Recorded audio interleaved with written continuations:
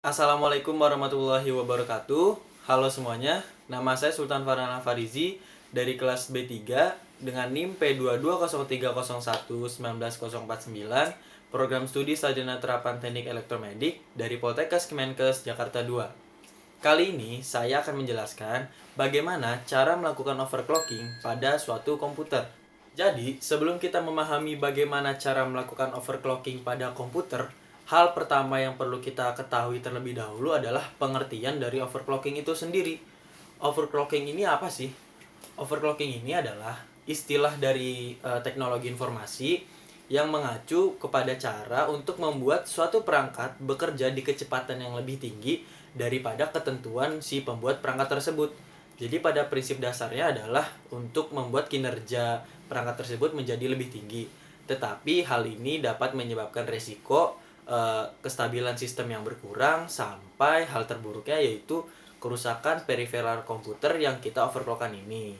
Nah, kegiatan overclocking ini banyak dilakukan para pengguna personal komputer untuk memaksa peripheral komputer mereka agar bekerja di kecepatan yang lebih tinggi daripada ketentuan pabrikan dari perangkat komputer mereka ini, dengan harapan perangkat komputer mereka dapat bekerja di kecepatan yang lebih tinggi dan mendapatkan hasil yang maksimal. Namun, banyak sekali kasus dari overclocking ini yang turut serta merusak hardware yang terhubung pada komputer-komputer para penggunanya, yaitu mulai dari motherboard, dari RAM-nya itu sendiri, prosesor, dan bahkan sampai ke VGA. Tetapi pada zaman sekarang ini sudah banyak teknologi yang berkembang sehingga banyak sekali prosesor atau perangkat komputer yang dibuat dengan fabrikasi yang sangat handal dan mutakhir sehingga dapat mengurangkan kemungkinan kerusakan perangkat komputer akibat dari kegiatan overclocking yang dilakukan para pengguna komputer tersebut. Selanjutnya, sebelum para pengguna komputer ini melakukan kegiatan overclocking, ada beberapa hal penting yang harus diketahui para pengguna ini sebelum melakukan overclocking. Yaitu yang pertama, para pengguna ini disarankan untuk tidak melakukan kegiatan overclocking secara berlebihan dan memastikan untuk memonitor suhu CPU mereka secara akurat sebelum memulai hal ini. Hal ini penting sekali dilakukan karena pada dasarnya komponen-komponen komputer ini yang dilakukan kegiatan overclock mudah sekali mengalami overheat dan tidak stabil.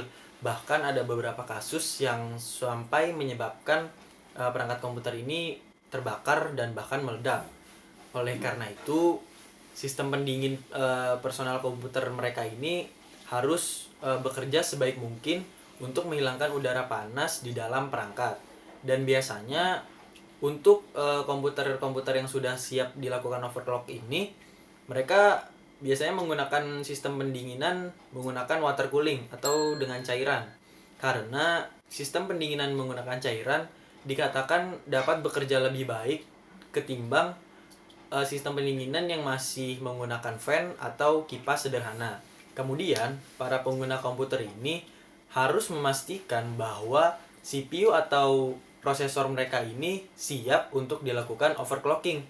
Misalnya pada produkan Intel terbaru yang memiliki akhiran K atau X, misalnya seperti Core i9 9900K 3,6 GHz, Core i7 9700K 3,6 GHz, Core i5 9600K 3,7 GHz, Core i7 8086K 4 GHz, Core i7 8700K 3,7 GHz, Core i5 8600K 3,6 GHz, lalu Core i3 8350K 4 GHz.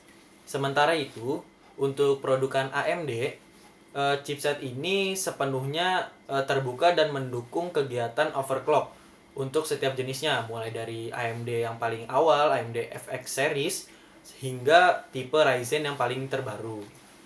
Oke, setelah kita memahami dasar-dasar dari overclocking, kita akan memahami bagaimana cara melakukan overclocking pada komputer. Cara pertama yang paling aman dan paling sederhana adalah dengan melakukan overclocking pada settingan BIOS. Overclocking ini dapat kita lakukan dengan mengakses menu BIOS atau yang biasa kita kenal dengan Basic Input Output System.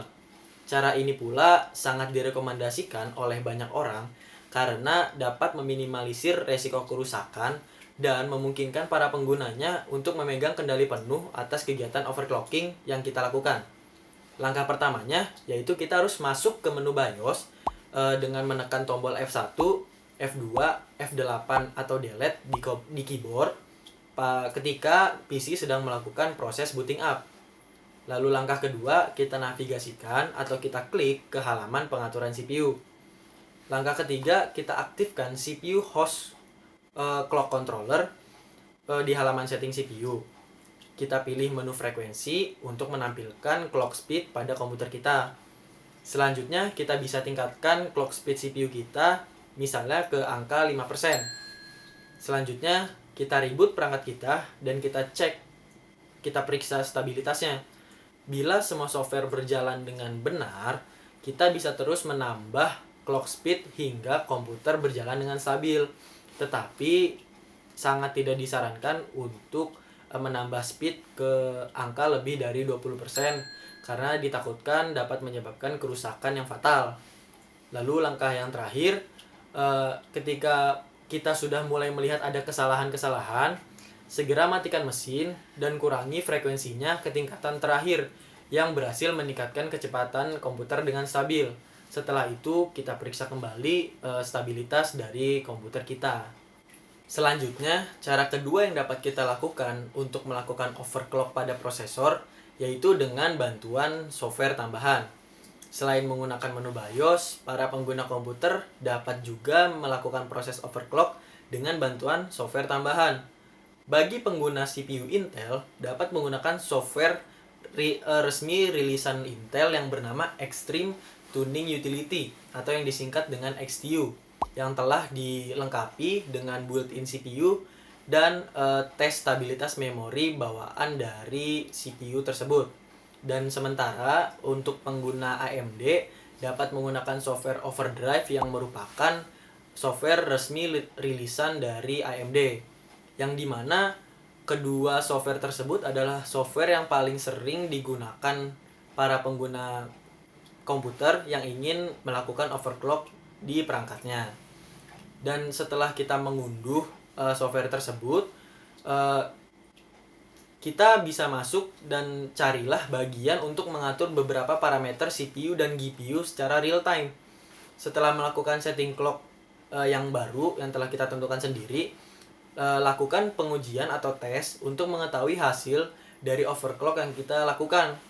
Jika perangkat mengalami hang atau crash, berarti settingan tersebut belum stabil sepenuhnya dan sangat disarankan untuk dikembalikan ke settingan awal dari bagaimana produk tersebut kita dapatkan untuk mencegah kejadian-kejadian fatal yang dapat merusak perangkat dari komputer kita. Nah, selesai sudah penjelasan saya mengenai bagaimana cara melakukan overclocking pada komputer. Semoga bermanfaat bagi kalian semua. Terima kasih. Wassalamualaikum warahmatullahi wabarakatuh.